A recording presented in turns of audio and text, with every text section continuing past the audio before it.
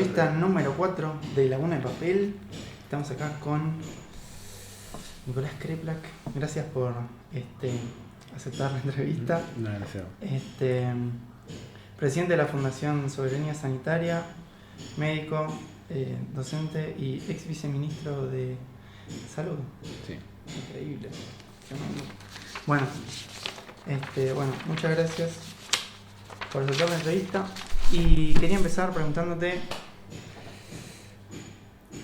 así, para empezar, a rasgos generales, extendete lo que quieras, pero ¿cómo es la salud hoy?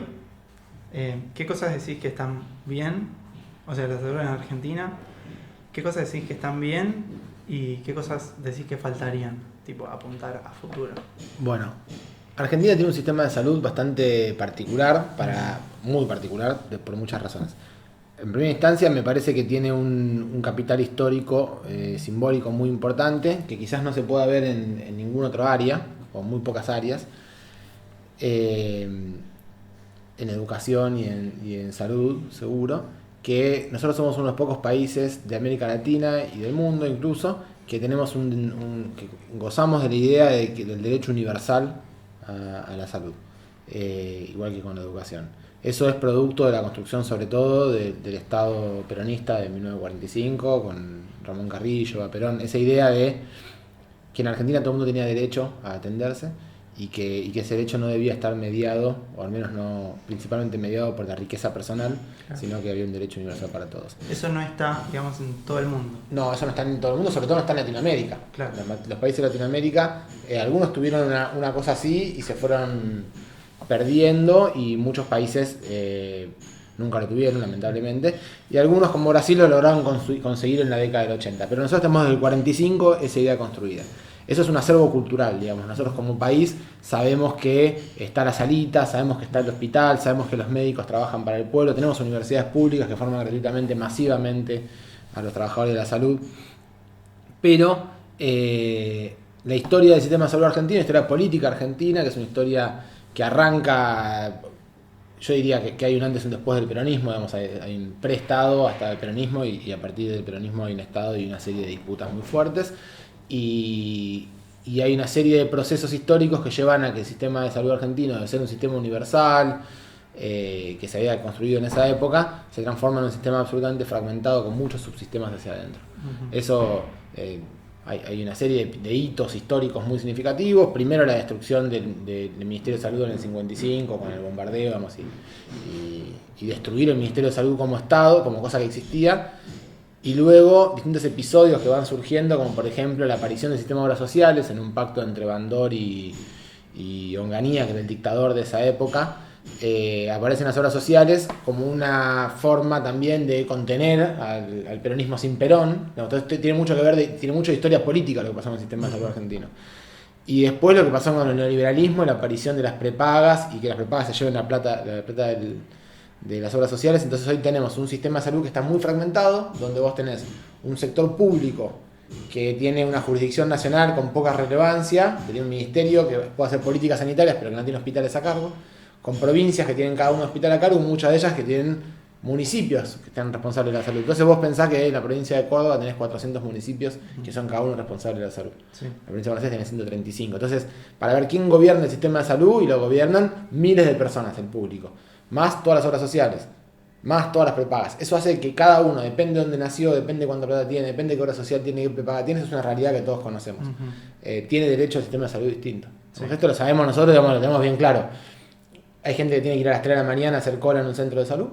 Hay gente que vive en un lugar del interior donde no hay más médicos. Claro. O hay gente que puede llamar por teléfono a la prepaga y le mandan un médico a su casa en las próximas 2 horas y no se queja, digamos. O sea, de acuerdo a dónde vivas, más allá de que te vayas a atender a un lugar público de salud, puede variar la calidad de la atención. Y el sistema de salud va a estar tan fragmentado que hace que haya casi un sistema de salud para cada uno. Uh-huh. Va a depender de tu dinero, sí, de tu sistema previsional, del sistema de obra social o de seguridad, dónde laburés casualmente y dónde vivís. Sí. Y también qué tenés, porque quizás tenés algún problema de salud que se puede resolver donde estás y quizás no, y si no tenés lo que se puede resolver ahí, el sistema no tiene una forma de acompañar en la trayectoria de padecimiento de las personas, sino que es más bien una estructura burocrática rígida donde uno se acerca y puede resolver fácilmente si tiene la respuesta para la pregunta que uno lleva, y si no la tiene, se complica bastante.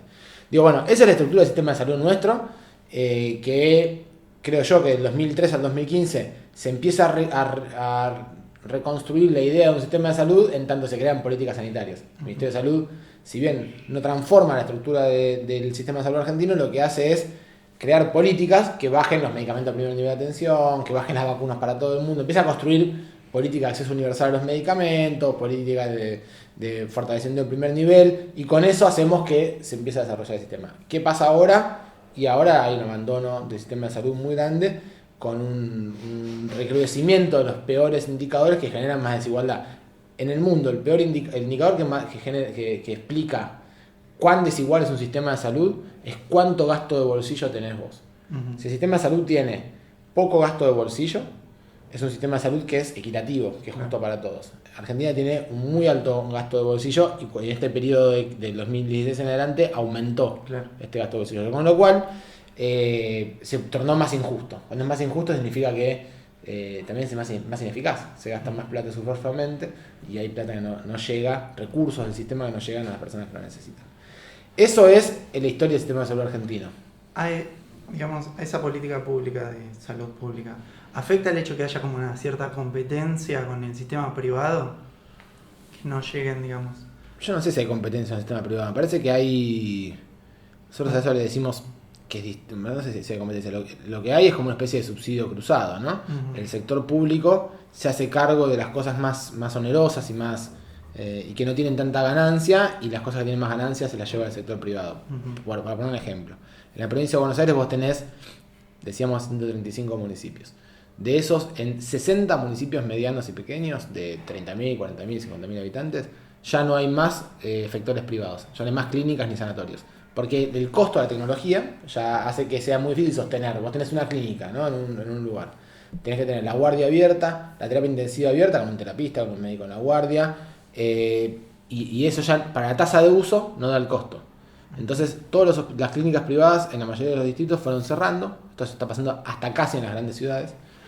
Y el único que queda abierto es el hospital público, que sostiene la guardia 24 horas, pagándole un sueldo a un trabajador, esperando por si hay un accidente en la esquina hoy, mañana, pasado, si alguien quiere parir. Bueno. ¿Y qué hacen las clínicas? Ponen un centro de diagnóstico donde te hacen la resonancia, la tomografía, la endoscopía o el estudio complejo de laboratorio. Entonces, el sector público paga todo lo costoso y le compra la prestación de alta ganancia, alta rentabilidad a un sector privado. Entonces, lo que hay es una desvirtuación del dinero de la salud. El dinero de la salud se gasta en exceso en cosas que son quizás menos centrales y muy poco en las cosas más centrales. Esto termina generando una enorme distorsión respecto al financiamiento del primer nivel de atención. Nosotros, cuando pensamos en cómo se debe organizar un sistema de salud, siempre pensamos que la pata está en el territorio, la pata está en lo que nosotros llamamos atención primaria de la salud. Uh-huh. ¿No? Más prevenir, más trabajar sobre las condiciones vitales de las personas, agarrar las enfermedades en sus primeras etapas, bien cerca de la gente, de la casa de uno.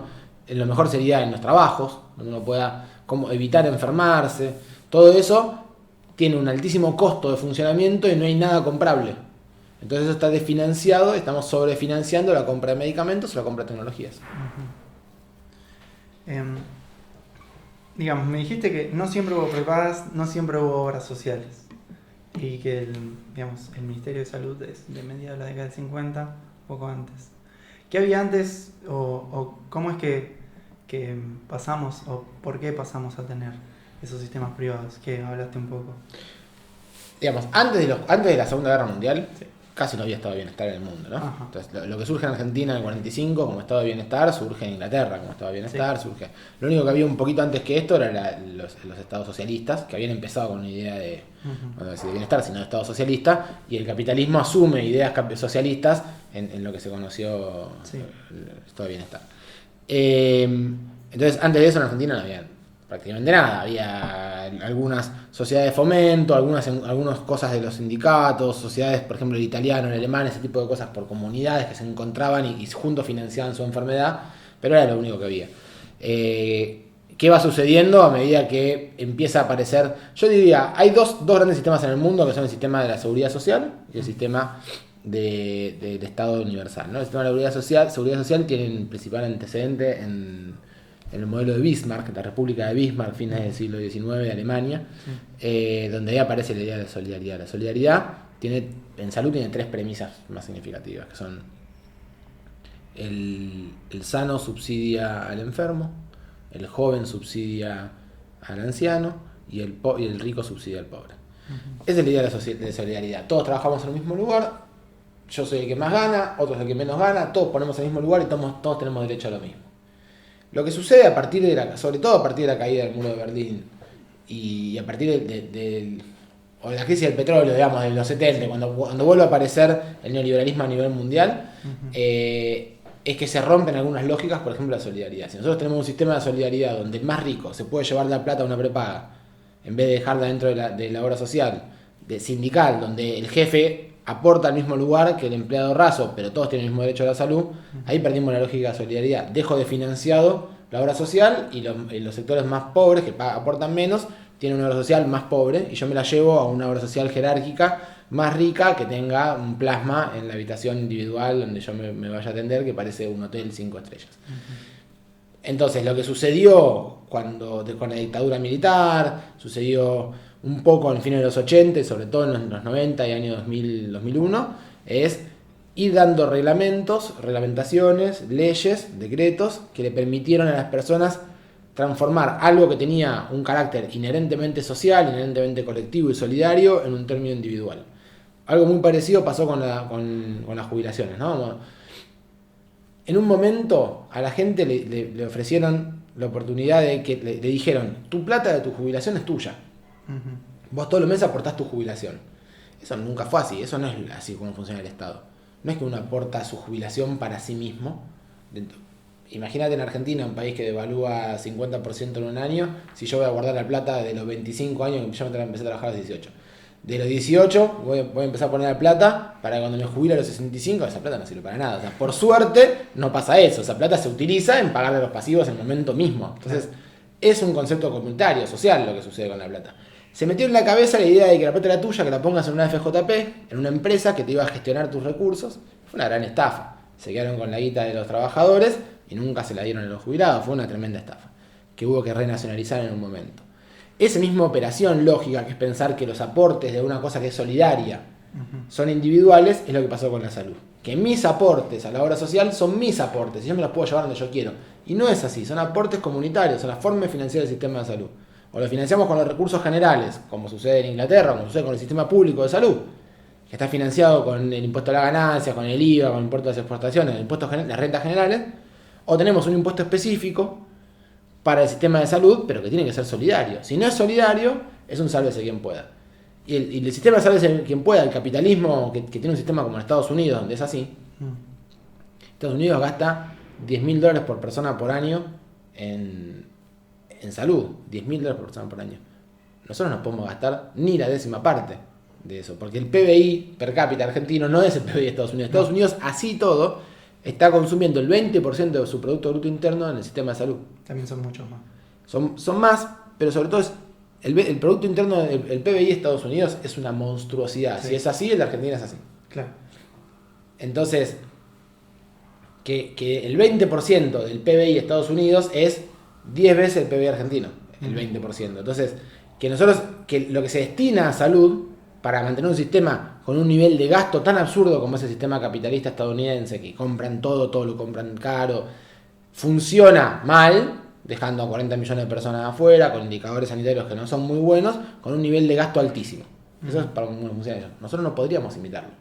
Si nosotros nos vamos a un sistema de prepagas completo, el sistema privatizado de la salud, nos vamos a ir a un costo creciente, porque digamos, vos sos prestador de la salud, tenés un consultorio, vas a cobrar por cada práctica que haces. Claro. Yo soy un paciente.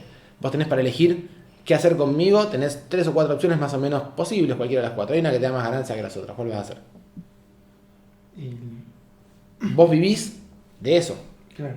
Entonces, alguno tendrá ética y dirá, no, vamos a cerrar el sistema. La mayoría piensan que quiere llegar a fin de mes o laburar menos horas por semana. Claro, eso de empezar a recetar medicamentos. Recetar medicamentos, pedir estudios superfluos. Claro. Entonces, si yo todo el tiempo estimulo la sobreprestación, el sistema solo tira para arriba. Sí. Después tengo que poner un auditor que esté cortándote las cosas, que diga esta indicación está de más. Es la única forma de controlar un sistema de costo exagerado. Sí. Eso en Estados Unidos se lleva el 20% del PBI y tiene malos indicadores. En Inglaterra tiene $3.000 por persona por año y todos los indicadores mejor. Que tiene un sistema universal donde un equipo de salud tiene a su población a cargo y es responsable de esa población. Y no le pagan más o menos por lo que atienda. Claro. Le pagan más si consigue resultados sanitarios. Por ejemplo, si tiene el 10% de los pacientes obesos y los reduce, tiene un plus. Si tiene 10% tabaquista y lo reduce, tiene un plus. O sea, tiene un plus por metas que consigue de salud. Claro. Pero no tiene un plus si las atiende más veces o menos veces. Claro. Él lo tiene que atender la cantidad de veces que sean necesarias para cumplir con sus objetivos de salud. Pero, sobre todo, tiene una población a cargo. La gente sabe quién es su médico, sabe si se enferma o tiene que ir. Y si ese médico le encuentra un problema, tiene la red destinada para resolver el problema. Esto que decíamos al principio de la trayectoria de sufrimiento de cada uno. Digamos, si yo voy a mi médico y me descubre una enfermedad, me dice, che, tenés tal enfermedad, anda a buscarte un médico que no sé, yo soy clínico, ¿no? Le descubro a un paciente un cáncer, digo, che, te puedo dar el teléfono de 2 o 3 médicos, anda a ver si te sirven, te gustan, no te gustan.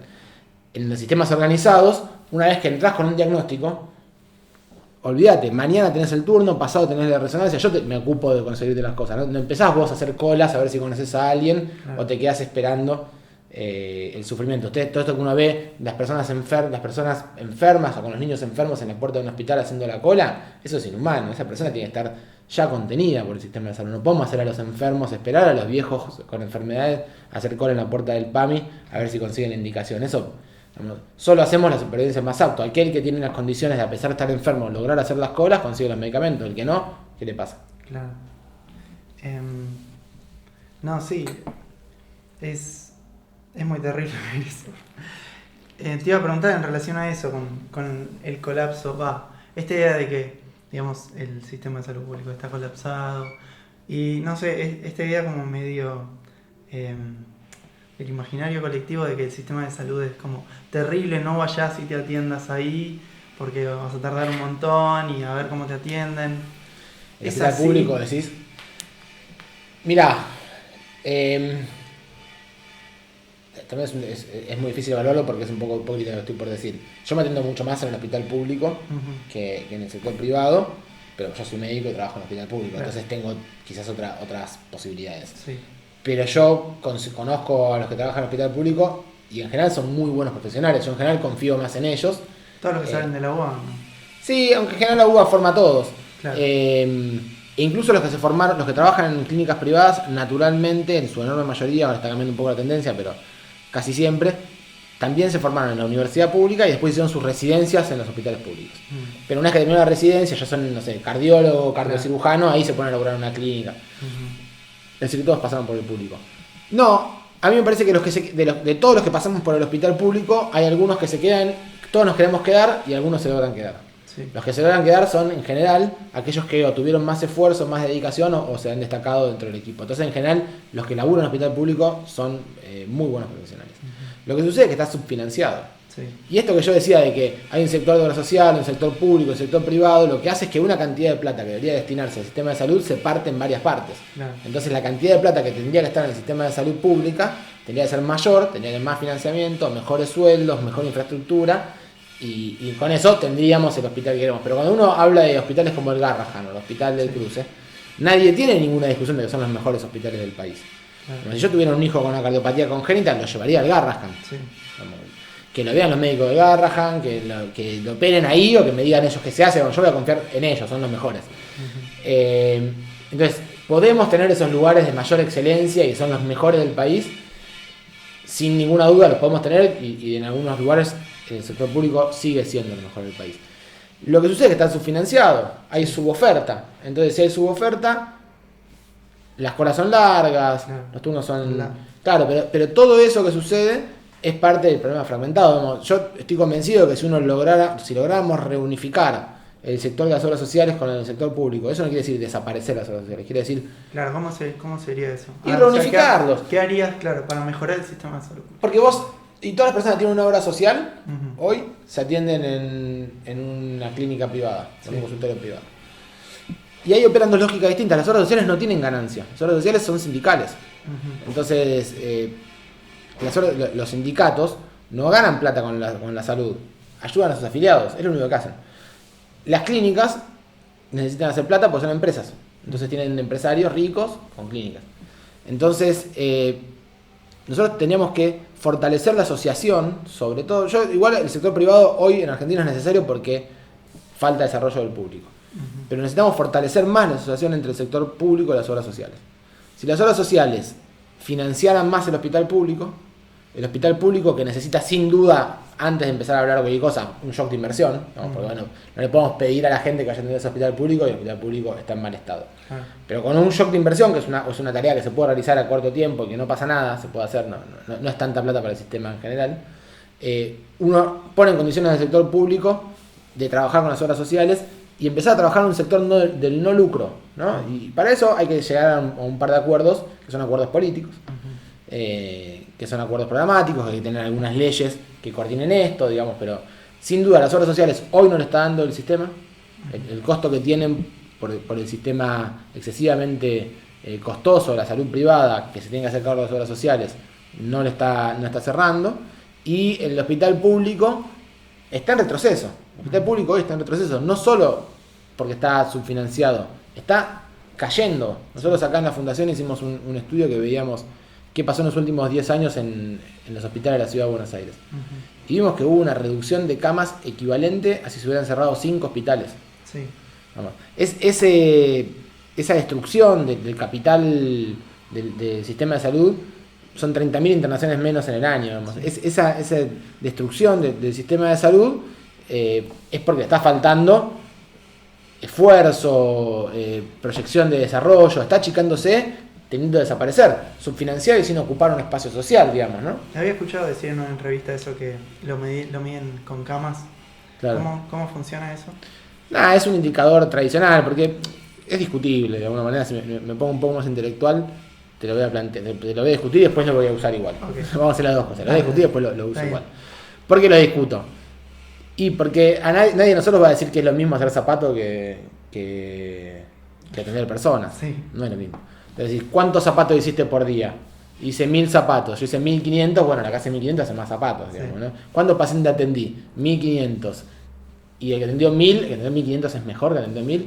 No, digamos, no sabemos, no son zapatos. Los zapatos son un objeto que vos ves, funciona o no funciona, digamos. Sí. La atención de las personas, y yo puedo atender a 10 personas por minuto, claro, pero solamente le voy a tomar el nombre, decirle qué tal, y le voy a dar hágase este laboratorio y vuelva. Si yo necesito escucharlo, revisarlo, va a tomarme más tiempo. Entonces, no es exactamente lo mismo. Dicho esto, como hay una serie de indicadores tradicionales que nos sirven para saber de qué estamos hablando, hablamos del sistema de salud. Bueno, hay indicadores de producción. ¿Cuántas camas tiene un hospital? Sí. Porque las camas te dicen cuántas personas puedo tener internadas, básicamente. Si tengo 100 camas, puedo tener 100 personas internadas. Sí. Egresos, que son cuántas altas tengo, o sea, cuántas personas se internaron en el hospital. Y eso me habla de la cantidad de internados, porque yo puedo tener 100 camas, pero a cada paciente lo interno durante un año. Entonces en el año tener 100 egresos. Sí. Si yo en vez de laburar rápido, laburo despacio, o si en vez de hacer todo lo que tengo que hacer, hago poco, son pacientes crónicos, bueno, producen menos. Si yo tengo cada 5 días cambio los pacientes por cama, voy a tener una tremenda producción en esas 100 camas. Entonces, lo que nosotros estudiamos fue cantidad de camas disponibles por habitante, cantidad de camas disponibles totales. Los habitantes de la Ciudad de Buenos Aires son fijos, así que eso no cambia mucho. Cantidad de egresos hospitalarios, cantidad de consultas ambulatorias, cantidad de consultas en la guardia, y eso es muy interesante, y consultas en los centros de salud. Y lo que vimos es que hay una caída de más de 580 y pico, 586 camas menos en los hospitales de la ciudad, que eso equivale a 30.000 internaciones menos en el 2017 versus 2007. Si uno hace el estirado de 2007-2017 son 180.000 internaciones menos. Pero que además hay una caída en las consultas externas ambulatorias. Y esto en Argentina es importante, bueno, en todo el mundo. Hay una cosa que se llama modificación del patrón epidemiológico. Se fue transformando en el siglo XX, la segunda mitad del siglo XX, las razones por las cuales la gente se enferma dejaron de ser aquellas más relacionadas con lo infeccioso, neumonía, diarreas, cosas agudas, y pasó a ser un patrón crónico, hipertensión, diabetes, EPOC. Entonces, las enfermedades crónicas precisan de un seguimiento a largo plazo. Uno va al médico, se controla la presión, le dan unas pastillas, le dicen, bueno, vuelve en 2 meses, volvés con las pastillas, tomas la presión de vuelta, tenés que hacerte, si tenés hipertensión, control de órganos blancos, te mirás la retina, los riñones, bueno, toda esa serie de controles son los controles que uno tiene que llevar adelante para evitar la progresión de enfermedades crónicas. Precisan de una coordinación, digamos, es un nivel social avanzado, que uno tenga en cuenta que tiene un problema, que pueda tomar todos los días la medicación, de hacer las medidas, las pautas higiénico-dietéticas, poder comer la comida sin sal, poder comer comida sana, todas son cosas que, por ejemplo, es mucho más caro comer comida natural y fresca que comer elementos procesados, ¿no? Orgánica. Ni orgánica ni hablar, voy a decir, incluso ni orgánica. Sí. Verduras, frutas y carne, sí, y lácteos es más caro que comer paquetes de fideos, enlatados, entonces que todo eso tiene mucho más sodio. Sí. Uno necesita comer sano, es más costoso. Entonces tiene que hacer eso, tiene que lograr hacer las consultas programadas, tiene que hacer las consultas con los distintos especialistas. Todo eso amerita una organización en la vida, que tenés que tener un sueldo que a fin de mes te permita llegar y comprarte las cosas, la medicación, tenés que tener un horario de trabajo, tenés que poder pedirte el día para ir al médico en caso de que necesites hacerlo en algún momento en particular, sobre un estudio o lo que fuere. Ahora, si vos trabajas en negro, si estás con 5 trabajos para llegar a fin de mes, no te puedes pedir el día, porque estás en negro, te pueden echar. Digamos, todas esas condiciones hacen que cuando estamos en situaciones de crisis social y económica, como estamos viendo en este momento, las consultas ambulatorias se reduzcan mucho, tenés menos consultas ambulatorias. ¿Y qué pasó? Todo lo contrario, aumentaron las consultas en la guardia. Es decir, la gente que termina yendo al hospital porque está en medio de una crisis, de un síntoma. Uh-huh. Un accidente cerebrovascular, una descompensación diabética, una crisis asmática. No logra controlar las enfermedades antes de que aparezcan los síntomas de la complicación y va a consultar en la guardia de la complicación. Pero aún así todos son menos internaciones. Uh-huh. Con lo cual significa que hay gente que va a la guardia y no se logra internar porque las camas porque sacaron las camas y no hay... ¿Se entiende? Entonces a eso voy. No hay lugar, que es lo que nos pasa a nosotros todo el tiempo. Yo laburo en un hospital público y tenemos todo el tiempo las camas ocupadas. Sí. Muchas veces con gente que hace 1 año, 6 meses, vivía en su casa, sí, y que se quedaron sin casa. Una vez que salen, no tienen a dónde ir. No, y nos pasa mucho eso, digamos, que estamos viendo el deterioro de la calidad de vida de la gente, se termina viendo en el hospital público, se ve. Los hospitales están muy mal, se rompe algo y tardan. Pero bueno, esa es la desidia del gobierno de una ciudad en el sistema de salud. Pero la vida de las personas, digamos, que vos veas a un paciente y digas, bueno, tenés tal problema de salud, necesitas tal medicación, uh-huh, y vos en vez de estar ayudándolo, le estás generando 2 problemas. Tiene un problema de salud y vos le agregás un problema económico. Claro, entonces se está poniendo realmente muy difícil laburar y es muy importante que además que lo hablemos, porque después hay 2 opciones para eso, ¿no? Cuando lo que nos pasa a los trabajadores de la salud, si no tenemos un espacio si no tenemos racionalizado, no tenemos una mirada política, no tenemos un espacio colectivo de discusión, lo que te puede pasar es que uno se frustra y se quiere ir. Le pasa a muchos colegas exitosos, excelentes, que terminan yéndose al hospital público porque acá nada funciona, terminan laburando en alguna clínica. Sí, había un médico que como se llevó toda su staff y abrió su propia clínica, me acuerdo. ¿De un hospital público? Sí, puede ser.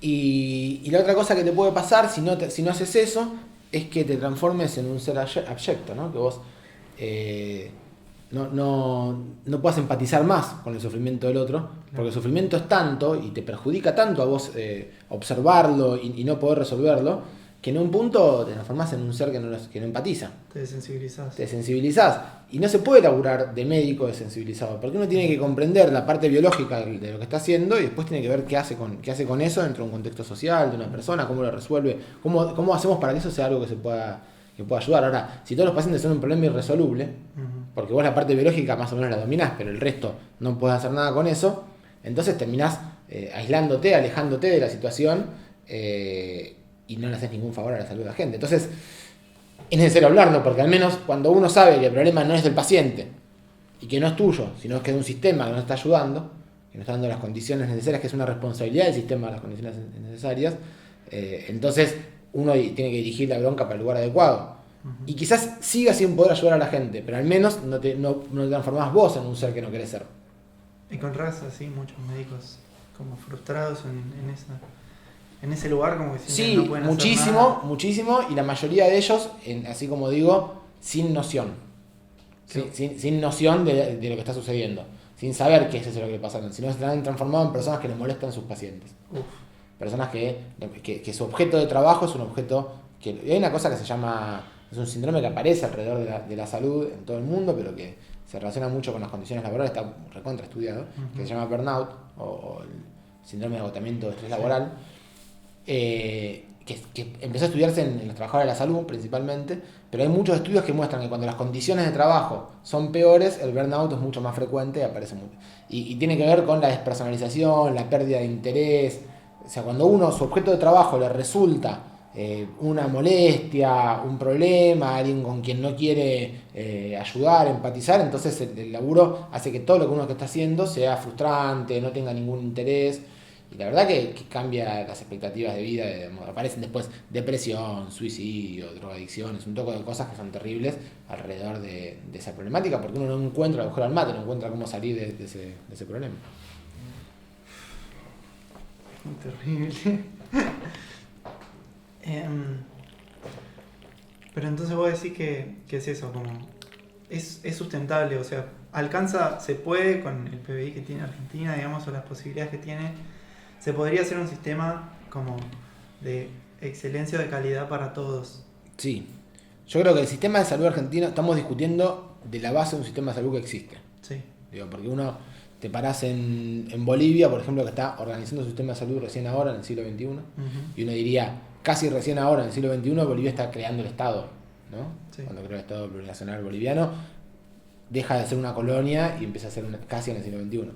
En Brasil, en el 80 y pico, empezaron el sistema de salud y todavía no tiene el desarrollo que tiene el sistema de salud argentino. Y tiene un sistema de salud que es excelente en términos conceptuales y fue creando una diferencia respecto a lo que había antes, impresionante, pero todavía le falta. Nosotros tenemos una trayectoria de casi 100 años de sistema de salud público. Entonces, Argentina tiene un sistema de salud muy significativo, muy importante, donde se formaron los que después fueron a ser los maestros en gran parte de los países de Latinoamérica. La trayectoria sanitaria argentina, así como la educativa, es de un país de avanzada, sobre todo para la región. Dicho esto, es tremendamente injusto, y yo lo puedo decir como profesional de clase media urbano. Entonces yo tengo acceso a una realidad sanitaria distinta, y yo recorro todo el país, y sé lo que estoy diciendo cuando digo que hay gente que se enferma de cosas prevenibles, se muere de cosas prevenibles, y que eso es brutalmente injusto. ¿La plata que tenemos alcanza? Como todo en el capitalismo, la plata es finita, las necesidades infinitas, digamos, ¿no? El alcanza es un concepto que está por verse, digamos, ¿para qué? Lo que yo estoy seguro es que uno puede tomar decisiones que hagan que esto sea mucho mejor. Contando, por ejemplo, historias pequeñas, ¿no? Cuando me tocó estar en la gestión del Estado, en un momento teníamos que hacer las compras de los medicamentos, había aparecido una enfermedad nueva, un tratamiento para una enfermedad nueva que era el tratamiento para hepatitis C. La enfermedad existía hace mucho tiempo, pero no tenía cura, se moría la gente, tenía un tratamiento de muy baja eficacia, con muchísimos efectos adversos. Aparece un medicamento nuevo, un medicamento que la industria farmacéutica es muy compleja, es un medicamento que producirlo sale muy poco, pero lo vendían a $1.000 cada pastilla.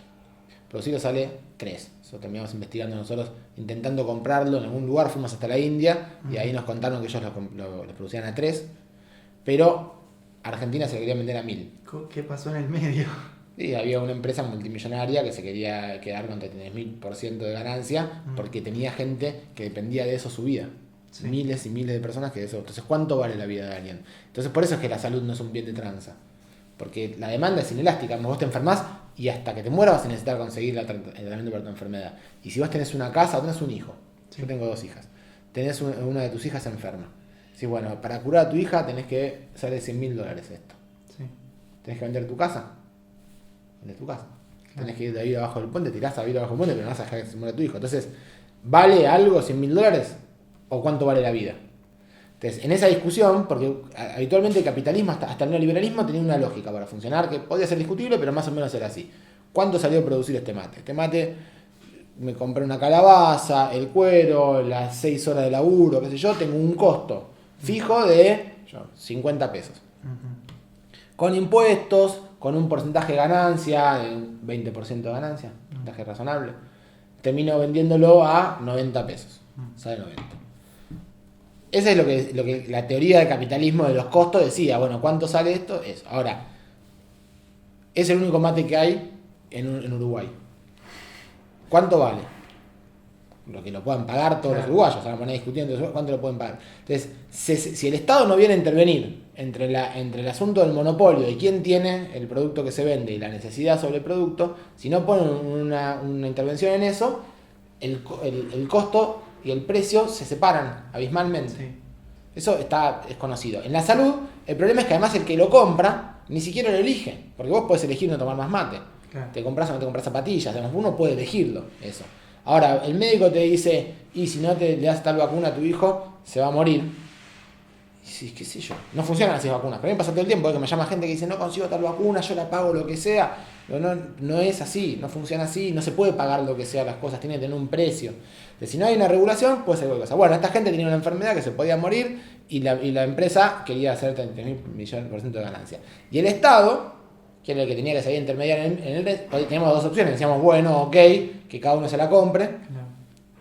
O podíamos decir, se la vamos a dar nosotros.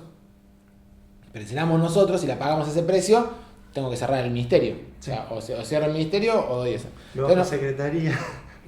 Lo bajo a secretaría. No, entonces nos tuvimos que poner a pensar qué hacíamos con eso. Bueno, lo que terminó sucediendo es que se vendió, se terminó comprando con mucha menos plata, mucho menos, que le terminamos ganando. Esa plata la conseguimos de esta manera. Había que comprar otra pastilla que nos vendían a $8 y nosotros fuimos a Mercosur, una reunión de ministros en Mercosur, y dijimos, tenemos que comprar esta pastilla, nos quieren vender a 8 pastillas para el VIH, nos quieren vender a $8.70 cada pastilla. Si nosotros aumentamos la escala de 40 millones argentinos a 400 millones latinoamericanos, le ofrecimos a la empresa que las vendía, que tenía monopolio porque había patente, que éramos muchos más y que si no le íbamos a producir un laboratorio público y que le virlamos la patente. Sí. Los tipos nos vendieron a 0,42 centavos. Tranquilísimo. De 8,70 a 0,40, son 22 veces menos. Eso nos permitió ahorrar una cantidad de plata, nos permitió comprar la otra medicación, que por supuesto en vez de pagarla 1.000 la pagamos 100. Pero ¿cómo hicieron para bajar el precio? Salió de un laboratorio de producción pública, de un laboratorio nacional, a producirlo. Sí. Nosotros dijimos, lo bancamos con aprobarla. Sí. Dijimos, háganlo bien. Si sale bien, se hizo un estudio, se mostró que era igual de efectivo, un genérico, y salió a comprarlo. De todas formas, cuando nos fuimos del gobierno nosotros, todos, tanto el privado nacional como el privado extranjero, aumentaron 5 veces el precio de la medicación. Porque si no hay un Estado que esté parado arriba de eso, cada uno hace lo que puede. Digo, todo este tipo de cosas hacen que la cantidad de plata alcanza o no alcanza. La discusión no es solamente la cantidad de plata, es qué vas a hacer con esa plata y cómo la vas a ejecutar. O sea, el que tiene la responsabilidad de velar por los intereses del pueblo va a ponerse, aunque sea en contra, y uno no quiere, no es que uno tiene ganas de ponerse en contra de nadie, ningún sector, pero si hay que tocar algún interés para garantizar los intereses de las mayorías. ¿Estás dispuesto a hacerlo? ¿O vas a querer llevarte bien con aquellos que tengan poder? Para mí siempre es eso, ¿no? Cuando uno habla de la cosa pública, uno tiene que saber para quién trabaja. O trabajás para el pueblo o trabajás para algún sector. Si trabajás para el pueblo, la segunda cosa muy importante para querer trabajar en una cosa pública es no ser un cobarde, digamos, ¿no? Animarse a hacer las cosas. Con eso, con los recursos que tenemos en nuestro país, el sistema de salud podría ser mucho mejor. Claro. Ahí mencionaste a los medicamentos que pusieron a uno acá a fabricarlos. ¿Sería más conveniente fabricar acá más allá de lo que se fabrica, digamos? Que ir a comprar afuera, digamos, porque sale en dólares, un problema ahí de capitales que se van. Sin duda. Primero, hay una industria nacional farmacéutica que es muy buena técnicamente, es grande, en algunos sentidos incluso hasta innova, un poco, pero innova. Hay un sector público que está muy poco desarrollado y que para mí hay que desarrollarlo más, que puede hacer muchas cosas muy importantes sobre el sistema, sobre la producción científica. Los países como Argentina, el concierto mundial ha dado una cosa que se llama se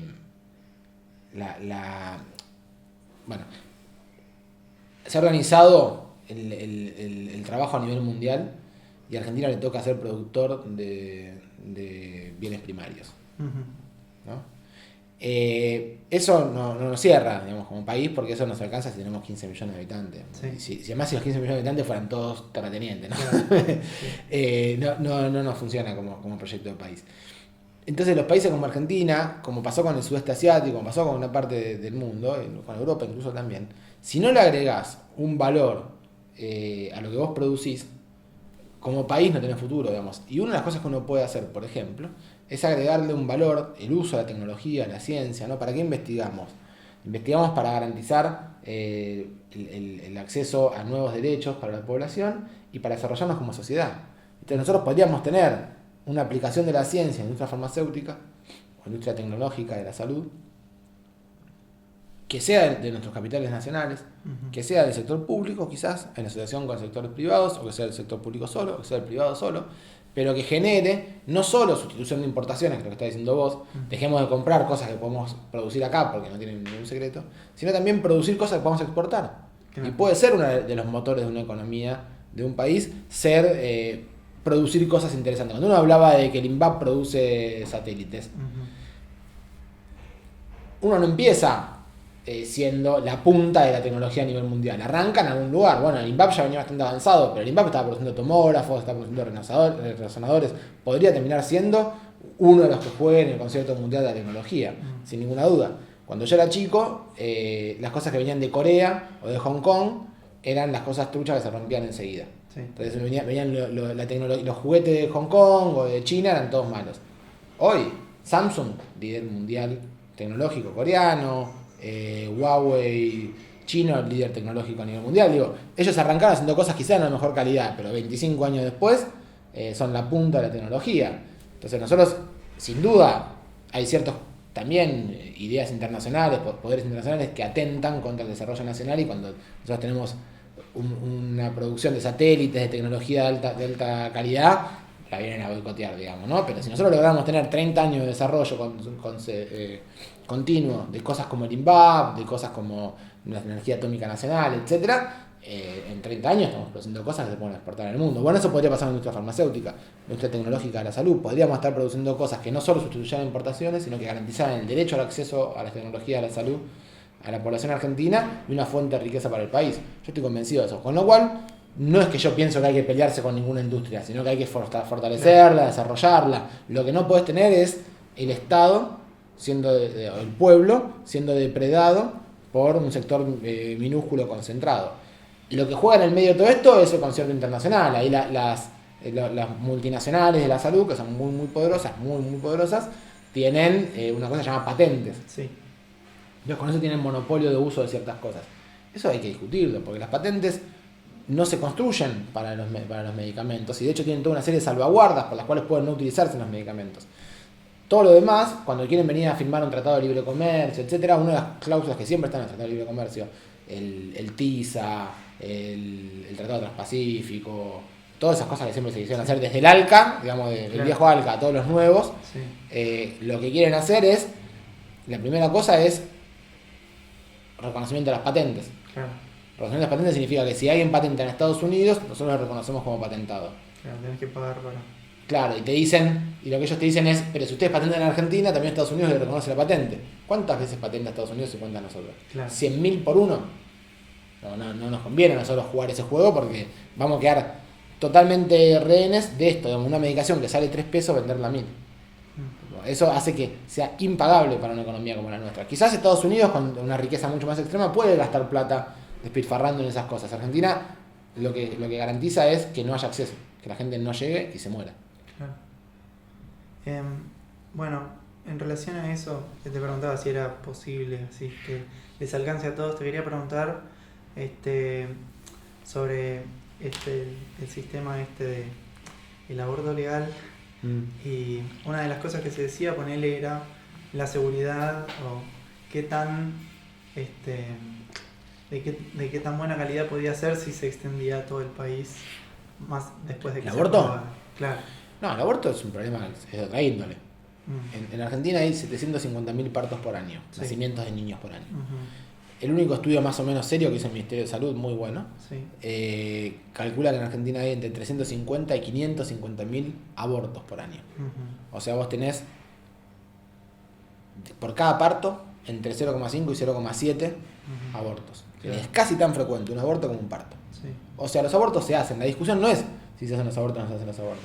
Es decir, quedan 1.300.000 personas embarazadas por año, mujeres, 750 tienen hijos, 500 abortan. Eso pasa siempre.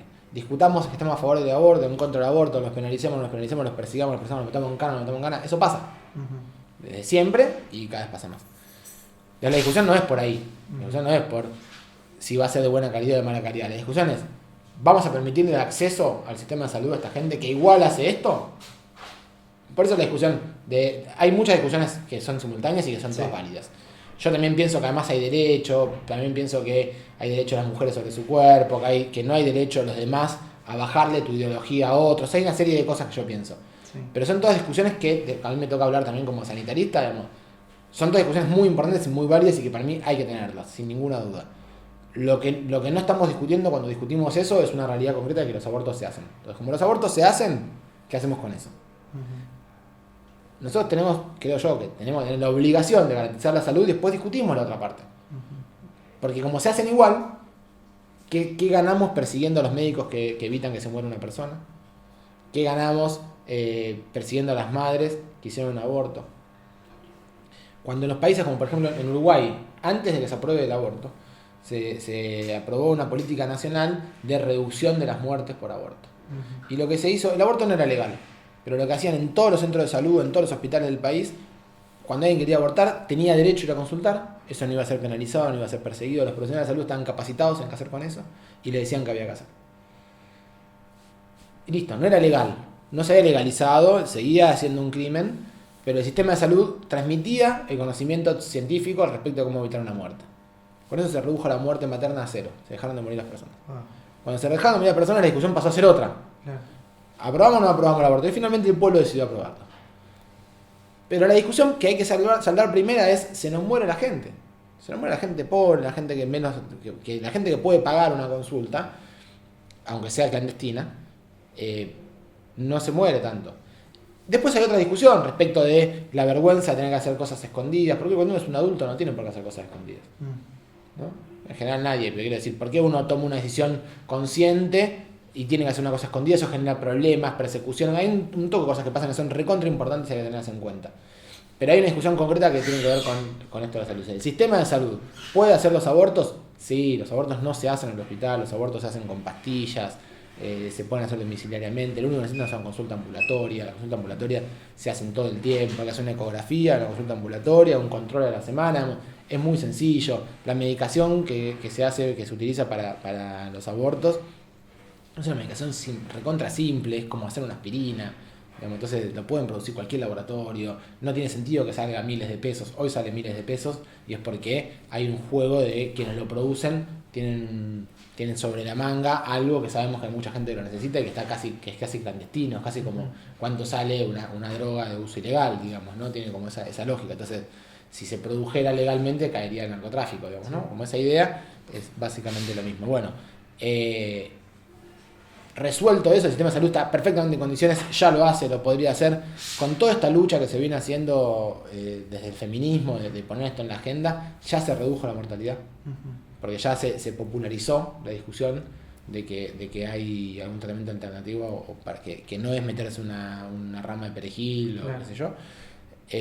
Sin embargo, ayer se murió una chica en el hospital de Moreno por hacer un aborto con perejil. Nos sigue pasando continuamente, todos los días. Es una de las principales causas de muerte, causa de internación de las mujeres en edad fértil. Pero, digo, el sistema de salud tiene que hacerse cargo de esto desde mi perspectiva, lo puede hacer, no es un problema, y más bien es un problema mucho más grande trabajar las complicaciones de los abortos mal hechos, de los abortos clandestinos. Eso es mucho más carga para el sistema de salud. En esa discusión, que fue una discusión que se hizo el año pasado, bastante manchada de golpes bajos, hubieron mentiras, como por ejemplo sobre el costo del sistema de salud. Esas son mentiras dichas por gente que no conoce cómo funciona el sistema de salud. Bueno, ya que te tengo y te pregunto, porque a esto la pregunta que sigo, la que está en la base es como, pero en realidad estás matando otra vida cuando... Está bien. No, yo pienso que no. Claro, ya que te tengo no, acá no, yo, como médico, ¿cuál tu opinión? yo pienso que no. Pero me parece que no es un tema del cual yo tenga ninguna herramienta como médico ni como nada para meterme. Hay una cosa que yo lo he discutido con mucha gente. Yo además de médico soy fisiólogo, ¿no? Entonces, además digamos, hay una cosa que mucha gente no entiende como si la vida fuera, o piensa de una manera, yo pienso distinto, como que la vida es un sí o no. O sea, ¿estás vivo o no estás vivo? Entonces, es una sustancia. Y es concreta, digamos, aparece en un momento la vida. Claro. Y la vida es un proceso que se va construyendo y que en algún punto hay una vida que puede ser más o menos independiente de otros seres vivos, pero en ningún momento ni somos absolutamente independientes, ni en ningún momento, digamos, y hay un momento en el cual solos no tenemos ninguna viabilidad, pero en general todos no tenemos viabilidad solos, ¿no? Entonces es medio complejo. ¿Cuándo aparece la vida? Bueno, hay una serie de consensos a nivel mundial que dicen que, bueno, dentro de determinadas semanas las posibilidades de que haya un aborto espontáneo, las posibilidades, digamos, son muy grandes. A mí lo que me parece es que, como no es cierto eso de que hay vida, no hay vida, uno continuamente, qué sé yo, se le cae una célula del cuerpo y es una célula que está viva, se cae de la piel, digamos, qué potencialidad tiene, y depende. Si yo agarrara el genoma de esa cosa y lo pusiera en un in vitro y quisiera hacer un clon, podría hacerlo, digamos. Entonces, todos tienen potencialidad de ser un nuevo ser y algunos no, digamos. Yo creo que sobre esa discusión es una discusión maniquea, que entiendo que los que no saben mucho de salud o de ciencias biológicas piensen que es una vida o es en un momento sí, en un momento no. Claro. A mí no se me escapa la idea de que el embarazo, que la gestación es un proceso natural que tiene, digamos, no estoy negando la existencia de eso, me parece que existe y que es simbólico, que es importante. Lo que yo pienso es que las discusiones no son sobre lo que yo pienso del resto. Lo que yo pienso es que todos pensamos sobre eso. Y si todas las mujeres deciden, si hay un porcentaje tan grande de mujeres que deciden abortar, son 500.000 abortos por año. No es una cosa que hay 5 personas que son marginales en la sociedad y deciden eso. Son tantas como las que tienen hijos prácticamente. Entonces, me parece que es una discusión hipócrita que nos pongamos a discutir sobre eso. Yo, que soy varón, que no voy a gestar nunca, digamos. Yo creo que no hay razones científicas para decir ni una cosa ni la otra, que es todo opinable, así como que es una vida. Me parece que son situaciones más o menos opinables. Lo que no es opinable es que se nos mueran las pibas. Lo que no es opinable es que los abortos se hacen. Entonces, sobre eso hay distintas perspectivas. Quizás ciertas miradas religiosas lo ven de determinada manera. Yo creo que también hay muchos incluso teólogos que también lo discuten y dicen nunca en los textos sagrados hablaron de esto porque no tenían noción, claro, de la idea del embarazo. La vida como proceso. Claro, son nociones mucho más modernas que los textos, entonces tampoco se hablaba de eso.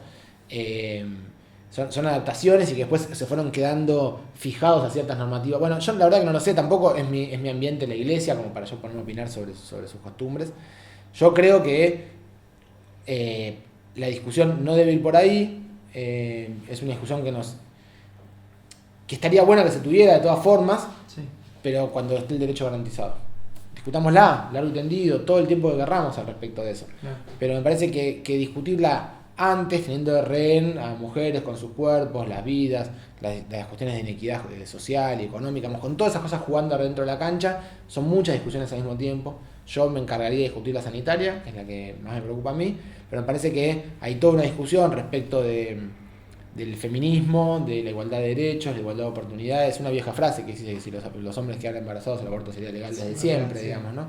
Que es muy probable que así sea. Entonces me parece que todas esas cosas están de la mano, digamos, y que en Argentina lo que por ahí arrancó con una discusión, o que tuvo un acné en la discusión del aborto, en verdad es una discusión de distribución del poder, que tiene que ver con que el colectivo de las mujeres está reclamando tener una distribución simétrica del poder, y que esa es una discusión que es independiente del aborto y que no vamos a negarla negando el aborto, ni que vamos a resolver solamente con resolver el aborto, digamos, que es una discusión que hay que darla y que es una discusión de avance de la sociedad, que no puede haber beneficios de unos sobre otros, digamos, ni por cuestiones raciales, ni por cuestiones religiosas, ni por cuestiones de género, ni por cuestiones de orientación sexual, digamos que todo eso lentamente lo vamos a ir resolviendo con lucha. Nunca lo vamos a ir resolviendo. Nadie entrega los privilegios voluntariamente, digamos, en general hay que arrebatarlos. Vamos a estar siempre ahí peleando. No, está muy bien, lo banco. Bueno, y con respecto a eso te quería preguntar, que estamos en este espacio, ¿qué es Soberanía Sanitaria? Bueno, Soberanía Sanitaria es una fundación que hicimos un grupo de profesionales de la salud, militantes. Eh, Muchos atravesamos la experiencia de la gestión en el último periodo del gobierno de Cristina. Y es un espacio de reflexión, es un espacio de producción de pensamiento, de investigación, de docencia, es un espacio de solidaridad, es un espacio de trabajo comunitario, es un espacio de articulación de pensamientos y de saberes que tiene una serie de herramientas concretas que utilizamos, como son cursos, investigación, intervención en la opinión pública, en la agenda pública, en los medios de comunicación, mediante evaluación de políticas sanitarias. Nosotros creemos que uno de los roles del tercer sector es controlar a los poderosos. ¿El tercer sector? Las ONGs, digamos, ¿no? Ah, ok. De sociedad civil organizada, digamos, Sí. ¿no? Tenemos que uno de nuestros roles es controlar al Estado, controlar a los poderosos. Entonces lo hacemos. Hacemos cursos, hacemos una revista, intentamos generar una doctrina de pensamiento. Sí, una revista. Intentamos generar una doctrina, un pensamiento sanitario que pueda ser discutido. A veces estas cosas que nosotros hacemos terminan discutiéndose en algún aula. Y nos enteramos por ahí de algún compañero de la Universidad de Santiago del Estero, de Jujuy, de Loma de Zamora, que te dice: estuvimos trabajando sobre tal texto con los estudiantes. Bueno, eso es un poco la idea. Estamos convencidos de que sin soberanía no hay desarrollo nacional. La soberanía es esto, es, ¿no?, la autodeterminación de los pueblos, que nosotros podamos decidir qué tipo de país queremos. Y no podemos tener un sistema de salud, un país, insisto, voy a decirlo mejor. Es imposible pensar un proyecto de país sin un proyecto de salud. Sí. Pero también es imposible pensar un proyecto de salud sin un proyecto de país.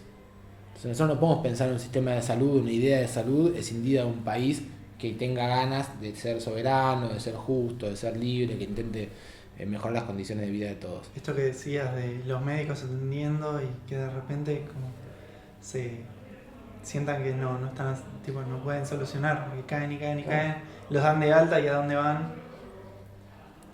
El que está ahí en ese lugar de trinchera, que atiende una atención clínica concreta, está en una situación en la que pareciera que está solo, ¿no? Piensa que está solo, piensa que está yo y el paciente, lo oculto, lo encuentro el tratamiento, el diagnóstico. Ahora, en verdad es un agente del Estado, es un agente del sistema de salud, está ahí con determinadas condiciones de trabajo que le permiten estar en ese lugar. Entonces lo que va a hacer va a estar mediado por las relaciones que hay en el país. Y esa persona que te fue a ver a vos no solo está en el Estado, si es el hospital público, o en una obra social, digamos, no solo está en condiciones de relación con el Estado, sino que además, una vez que salga a la calle, tiene laburo, la familia tiene laburo, el viejo tiene jubilación, los hijos tienen escuela donde ir. Porque si vos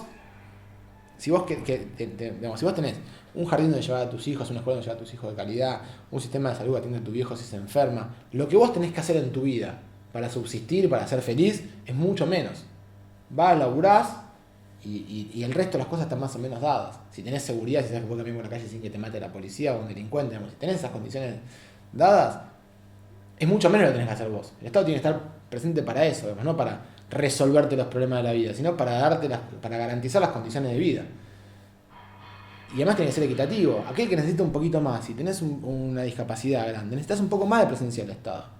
Y si no tenés discapacidad, no necesitas tanto esfuerzo del Estado. Necesitas que el Estado te dé ciertas cosas, educación y salud, ¿no? Y si cuando sos viejo, jubilarte.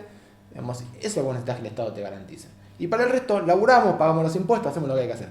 Ese Estado tenemos que garantizar entre todos. Pero no puede haber un proyecto de país que no piense en la salud del pueblo. Pero eso porque nos ha pasado, hemos tenido proyectos de país y no pensaban en lo sanitario.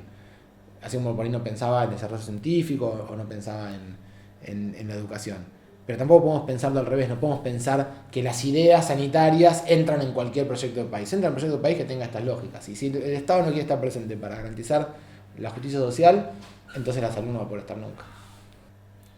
Como ex viceministro, o sea, decime la experiencia como viceministro de salud y el plan este que habían sacado para el plan Cunita.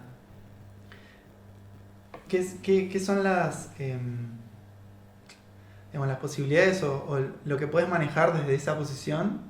Y bueno, si querés contarme un poco del plan bonita, porque yo no sabía nada, me enteré que era y después me empecé a buscar y es como, chabón, esto está re piola. Y lo primero que sale, después que lo busqué en Google, era como, esto fue lo peor que le pasó. Sí, sí. Esto fue terrible y es como, pará, cuando lo contaba Nico, sonaba re piola. Bueno, yo llegué al Ministerio de Salud, estuve un tiempito como subsecretario, después estuve como viceministro, en 2014 y 2015. Sí. Yo soy militante, milito desde los años 90 aproximadamente, mucho más fuerte orgánicamente, organizadamente, desde el año 2000 y desde el 2007 más o menos, 8 en la Cámpora. Entrar al Estado en ese momento es yo además soy médico, especialista en medicina interna, una maestría en salud pública, además. Para llegar al Estado, al Ministerio de Salud, antes pasé por varias experiencias de gestión en otros lugares.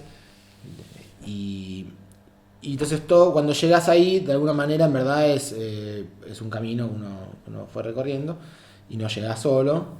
Yo llegué, por supuesto, con Daniel Goyán, que fue el ministro, que es un cuadro con muchísima historia militante, que fue un detenido desaparecido en la dictadura, que después estuvo preso, después estuvo exiliado, después volvió y siguió militando en el país. Así que no es que llegué solo, sino que llegué con gente grande y con muchos compañeros de la juventud militando.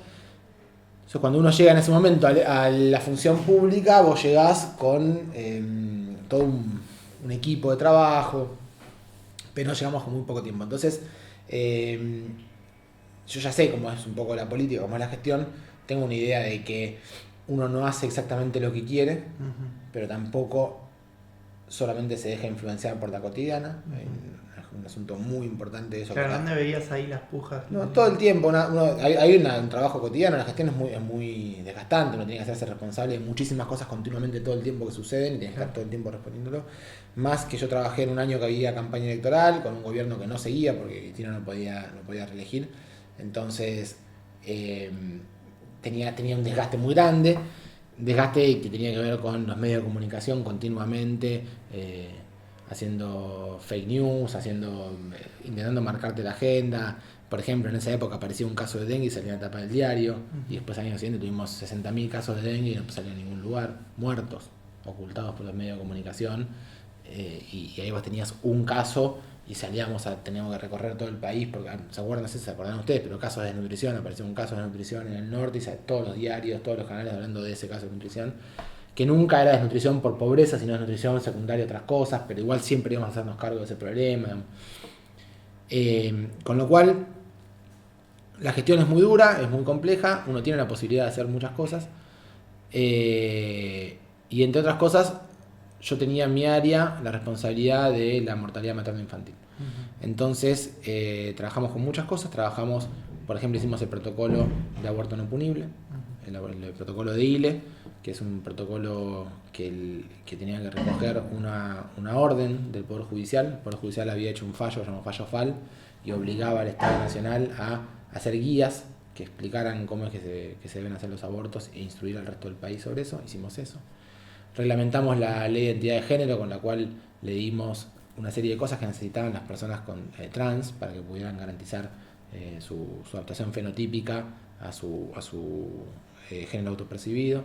Una serie de cosas. Trabajamos mucho sobre esa temática y conociendo ya mucho el tema, decidimos con el área de materna infancia que una de las mejores políticas que había que llevar adelante, una política que se había llevado adelante en 1938 en Finlandia, que se llamaba Baby Box, que es unas cajas, ellos tienen unas cajas, donde adentro tenían una quita cuna, y adentro tenían todo un kit para el niño que recién nace, y que con eso redujeron la mortalidad infantil de una manera impresionante en Finlandia. Eso funcionó, es una cosa que es parte de identidad finlandesa, todo el mundo tiene eso, todos los niños se crían en ese lugar. Nosotros lo pensamos en Argentina y dijimos, bueno, si lo llegamos a hacer con una caja de cartón como en Finlandia nos van a matar, así que lo hicimos de madera. Lo hicimos con un equipo de diseñadores industriales de la Universidad de Buenos Aires, que hicieron un proyecto que ganó un premio internacional por el mejor diseño industrial. Y se lo dimos a la población objetivo, que son las poblaciones la gente más pobre, la gente que nace en los hospitales públicos pero no tiene obra social, o sea que son los beneficiarios de la asignación universal por embarazo. Y con ese proyecto, nosotros lo que teníamos como condiciones era, aquel que pudiera acceder a esta política tenía que haber cumplido con los controles de embarazo previos, y solamente se iban a entregar en las maternidades que cumplieran con una serie de estándares que se llaman CONE, que son las condiciones obstétricas neonatales esenciales, que esto quiere decir que tenían todos los procesos de cuidado, como si fuera un ISO 9001, sí, pero hecho por la Organización Mundial de la Salud, que dijera cómo se trabaja un parto. Si pasa tal complicación, tienes que tener tal cosa, si pasa tal otra. Entonces, vos no puedes tener una maternidad que no tenga sangre segura, que no tenga anestesista, que no tenga una cama de terapia intensiva. Una serie de cosas necesarias por si se llegara a complicar en ese proceso. Entonces, según eso se catalogan las maternidades en niveles de complejidad, y según ese nivel de complejidad pueden tener qué tipo de embarazo que vos de primer nivel de atención, si vos ves que es una mujer que tiene, qué sé yo, por ejemplo, hipertensión, o que tuvo ya un caso de preeclampsia en el embarazo anterior, son embarazos de riesgo, no pueden en maternidad de baja complejidad, se derivan a una alta complejidad. Todo eso es esa lógica de organización del sistema. El CUNITAS era un estímulo muy grande. Solo lo puede hacer un sistema que vos conocés y que vos sabés que si vos le estimulás la demanda, va a dar respuesta. Porque siempre que uno estimula la demanda, lo que te puede pasar es que no haya turnos en los hospitales. Nosotros habíamos garantizado el funcionamiento del sistema de manera tal de que si imponíamos esto, la gente se iba a volcar masivamente a hacerse los controles de embarazo y a parir, donde tiene que parir. Reordenamos los partos. Hasta ese momento el 92% de los partos se hacían en lugares seguros y los pasamos al 99%, en 6 meses fue eso. Mierda. Y en ese periodo de tiempo, que solamente entregamos 60.000 cunas, logramos reducir la velocidad que se venía de la mortalidad infantil, se reducía todos los años 0,3 muertes por cada 1000 nacidos vivos, un indicador que se marca de esa manera. Y ese año la mortalidad infantil era 10.7 y pasó a ser 9.8. No, perdón, 10.6 pasó a ser 9.7. Se redujo 0.9 en un año, el triple de velocidad, o sea, en un año ganamos lo que ganaremos en 3 años, como veníamos antes, por la instalación de esa política pública. Así que fue una política pública que estaba demostrada en el mundo, que era un éxito, que acá se ejecutó muy bien, en un tiempo récord además, porque teníamos muy poco tiempo para llevarla adelante, y que él garantizó más de 600 vidas de chicos que no se murieron. Al año siguiente lo sacaron, al año siguiente dejó de bajar la mortalidad infantil. Sí. O sea, venía bajando y dejó de bajar. Significa que 600 pibes salvamos ese año, al año siguiente podrían haber salvado 600 pibes que no salvaron. Yo podría decir que el gobierno es responsable de la muerte de esos por no haber hecho una política pública que redujera su mortalidad infantil, por haber quitado la que sabíamos que funcionaba.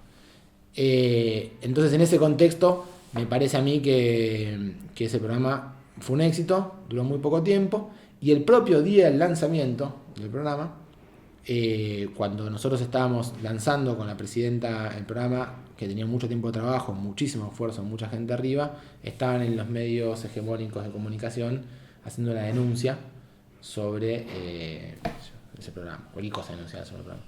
La denuncia hecha por probablemente la peor ministra de salud que tuvimos en la historia del país, que es Ocaña, que es un desastre, que hubo que echarle en un año de gobierno porque se comió 2 epidemias y no supo qué hacer con eso. Ella hizo la denuncia junto con Bonadío, que es un personaje que no hay que escribir demasiado porque ya sabemos que no tiene nada que ver con la justicia, y que hicieron una persecución en la cual yo estoy procesado, estoy yendo a juicio por eso, junto con otras personas,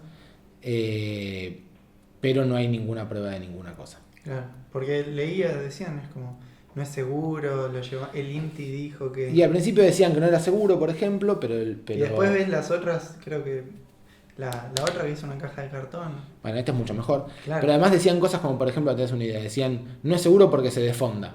Claro. Es una cuna de piso. O sea, está apoyada en el piso. Sí. ¿No? Es impresionante a veces las cosas que hacen, porque pensar que se puede defondar algo que está apoyado en el piso es que en verdad tiene materia negativa. O sea, es un agujero negro. Algo que está apoyado en el piso y genera que se defonde, es que se genera un agujero en el piso. ¿Cómo haces para producir una cosa así? El nivel de irracionalidad de las cosas que hacen para poder mentir, digamos, es muy impresionante. En el 2015 el gobierno actual gana las elecciones en base, para mí, de una estrategia antidemocrática que es la manipulación colectiva mediante los medios de comunicación y las redes sociales. con todo eso, entre Cunita jugó un juego, la Morsa Aníbal, digamos, la persecución de Aníbal por otro lado, distintas persecuciones a Cristina, han jugado un juego de transformar la realidad de manera tal de hacer elegir al pueblo por un gobierno que está en contra de sus intereses, digamos. Si no hay ninguna forma de explicar que un trabajador pueda votar a un gobierno que enseguida le va a quitar sus derechos, enseguida lo va a tratar de vago, de mal habido, de todas esas cosas que hace este gobierno con el pueblo. Así que yo creo que es una estafa electoral. Y uno de los actores, unas cosas que hicieron fue esta, ¿no? Pero más ahí lo que me duele mucho, es una discusión que hemos tenido muchas veces con algunos periodistas, es, ustedes pregúntenme la cosa judicial, se la explico toda. Dicen que había sobreprecios, pero no hay ninguna pericia que diga que había sobreprecios. Claro, también decía que había sobreprecios. No hubo ninguna pericia que diga que había sobreprecios. De hecho, las pericias no las hizo Bonadío, porque las intentó hacer, no le dieron y fuimos a juicio diciendo que había sobreprecios, porque yo digo que hay sobreprecios. Dijo además son inseguras y después se demostraron que eran seguras. Y de hecho las terminó entregando. El tribunal se entregaron, se usaron todas y nunca hubo una queja de una persona que diga que hubo un problema, porque es inconcebible pensar que la gente se va. Que una madre. O sea, que peligroso puede ser una vacuna. Peligroso puede ser una pastilla, no una cuna. Porque las madres saben qué hacer con una cuna. Sí. Peligroso no puede ser una frazada. Decían que la frazada era peligrosa. ¿Cómo va a ser una frazada peligrosa? Peligrosa no tiene frazada. Claro, que el material podía ser. El material era de primera calidad. Eso es una de las cosas que también les molestó bastante. Es algo parecido a lo que pasó con la Fundación Eva Perón en el 55. Digamos, una especie de revanchismo antipopular. No podía ser de tan buen algodón la ropa de los pibes. Salir a decir, después esto lo han hecho en medios de comunicación incluso, decir que la cuna era de cartón y era de madera, digamos, esto es madera. Si vos querés decir que es cartón, haz lo que quieras, pero esto es madera. Digamos, la cuna es de madera. Si vos querés decir que es cartón, digamos, tocala, es de madera. Pasa que hay gente que no la tocó, no la vio nunca y habla de cosas, porque bueno, ahí pasó todo esto de mentir y de tergiversar. Lo que a mí me duele de todo esto es que se murieron los pibes. Y que los pibes, perdimos vida de pibes que podríamos haber evitado que se mueran. Y hoy la política no está. Tenemos que ver qué va a pasar en caso de que vuelva un gobierno nacional y popular. Yo creo que era una política acertada en esas condiciones y que produjo lo que tenía que producir. Hay que ver si se puede volver a llevar adelante. Me parece que sería importante porque hay que bajar la mortalidad infantil. Los pibes tienen que morir menos. Coincido completamente. Bueno, estamos y bueno, muchas gracias. Me enriquecí mucho con todo lo que dijiste y quisiera terminar como en un punto más arriba porque como cayó al final. Y pasa que es un tema medio álgido. Claro. Entonces, ¿alguna cosa para cerrar? No, a mí me parece que lo que está pasando, que es muy interesante, o por lo menos como lo vemos nosotros, es que está habiendo la participación de la juventud, una participación comunitaria más significativa. Nosotros trabajamos mucho en el interior, en los barrios. Hay muchísimos actores que estaban afuera de la discusión política sanitaria, que son actores centrales, que hoy están discutiendo las políticas de salud, porque acá no importa quién es la persona que la lleva adelante, lo que importa es qué proyecto se va a llevar adelante. Y está habiendo una participación popular que yo creo que eso es lo que nosotros tenemos que pensar en un futuro. Digamos, lo que vaya a pasar en este país no va a depender de uno o dos iluminados con capacidad de resolverlo. Lo que vaya a pasar en el país va a depender de que haya un pueblo que lo exija, que esté detrás de eso. Entonces, la participación comunitaria, los peronistas decimos la comunidad organizada, va a ser la respuesta a las problemáticas y es donde hay que apostar. Yo lo que estoy viendo es que la resistencia, por ejemplo, al gobierno macrista y el avance antipopular no fue de los dirigentes, masivamente fue del pueblo. Y que los dirigentes tuvieron que ir sumándose a la resistencia que el pueblo, trabajadores, las mujeres fueron organizándose. Entonces yo lo que yo creo que eso del empoderamiento popular, de la organización popular, es lo que está marcando un posible cambio de época y que si volviera al gobierno un gobierno nacional y popular, no puede desprenderse de eso. Tiene que apoyarse en el pueblo movilizado, en el pueblo que discute estas discusiones que hay en todos lados, no sé, en mi experiencia de militancia en estos 3 años, me llamaban de un centro de salud, de un barrio del interior, de no sé dónde, que querían discutir conmigo sobre tal política sanitaria o qué proyecto de país. Entonces nos hemos pasado, ya yo y muchos otros, recorriendo estos años el país, teniendo discusiones con espacios minúsculas que surgían desde un centro de salud o de un hospital, o espacios más grandes de organizaciones políticas, discutiendo, todo el mundo discutiendo continuamente, haciendo como una especie de que florezcan mil flores, digamos. Bueno, sí. Las flores han florecido, y me parece que sobre eso es lo que se tiene que apoyar lo que vaya a pasar en el futuro. Que si se apoyan sobre el pueblo no puede salir mal, básicamente. Bueno, ahora sí, terminamos y nunca sé cómo cortarlo, pero cortamos acá. Bueno, muchas gracias. Gracias a vos.